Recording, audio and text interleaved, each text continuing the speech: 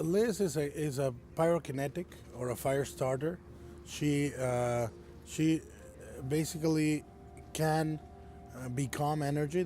She can become fire, but she doesn't control it fully. So it's a very unreliable um, ally in that sense. We did art for Liz on fire, and there's this image of her on fire, and you see the shape of her body, and some skeleton is visible through the body, and you see the color of the flames and kind of the density. And we, would always refer back to that as kind of the gold standard of what this fire effect was supposed to be.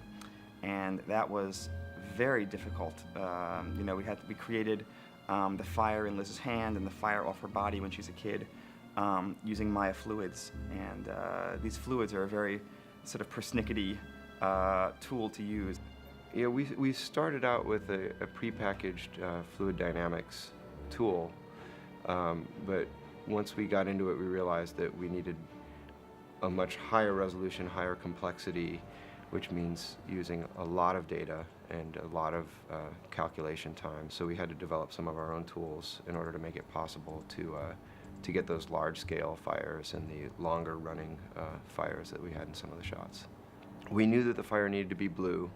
We knew that we wanted it to be slower than real fire and be sort of stylized. We did actually have one reference shoot where we took a glove and we doused it with various different flammable materials and shot it with a camcorder. We look at real fire as a starting point, knowing that there are certain things that we can and can't do, and we try to come close to it in the aspects that matter and stylize the rest. So we just sort of went from there and experimented and arrived at a look that the director liked. Those took an enormous amount of work to sort of develop the right speed, the right velocity, the right kind of flowiness, the right color work.